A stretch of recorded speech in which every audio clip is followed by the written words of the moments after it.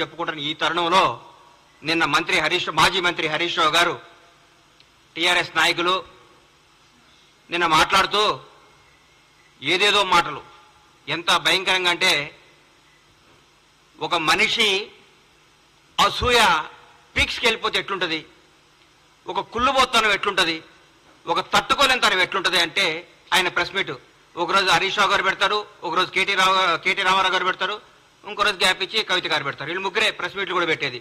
ఎందుకంటే టీఆర్ఎస్ నాయకులకు తెలుసు బ్రహ్మాండంగా చేస్తుంది కాంగ్రెస్ ప్రభుత్వం.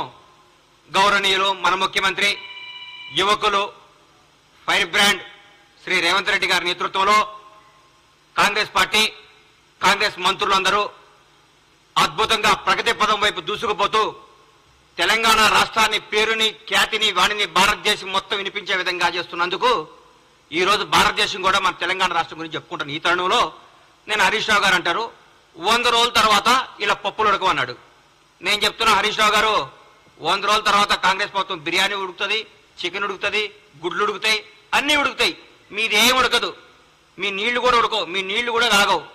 ఎందుకు సార్ 100 రోజుల తర్వాత మమ్మల్ని ఏం చేస్తారు సార్? మీరు ప్రగతి భవన్ని ప్రజాభవన్ చేసినందుక, మీ ప్రగతి భవన్లో ఉన్న 100 గడీలు 5-6 పెద్ద పెద్ద బిల్డింగ్లు విడగొట్టి అందరికి అందుబాటులో తీసుకొచ్చినందుక, ఒక దళిత ఉప ముఖ్యమంత్రిని తీసుకొచ్చి అందులో పెట్టినందుక, ఎందుకు సార్ మీరు చేసేది? నియంతృత్వ పాలన పాతరేసి ప్రజాపాలన తీసుకొచ్చినందుక. మరి మహిళలందరికీ ఫ్రీగా బస్సులు ఇచ్చాం, ఫ్రీ బస్ టికెట్. 8 కోట్ల పైచీలకు ప్రయాణించారు మహిళలు. మాటల విషయం కాదు ఇది. 8 కోట్ల మంది స్త్రీమూర్తులు ఫ్రీగా తెలంగాణ రాష్ట్రంలో టికెట్ లేకుండా. అందరూ అనుకుంటున్నారు నిన్న అన్న ఈ నెల నాకు 1300 మిగిలినాయి, ఈ నెల 1500 మిగిలినాయి, ఈ నెల 1600 మిగిలినాయి, ఈ 1600 తీసుకపోయి చిట్టి కట్టుకుంటాంది మా ఇంట్లో. పాపం మా ఇంట్లో పనిచేసే ఒక అమ్మాయి. నాకు చాలా ఆనందం అనిపించింది. ఇది ప్రజాపాలన అంటే, ఇది ప్రజా ప్రభుత్వం అంటే. 10 లక్షల రూపాయలు మేము ఆరోగ్య బీమా కింద పంపించినందుక మీరు ఏం చేస్తారు సార్?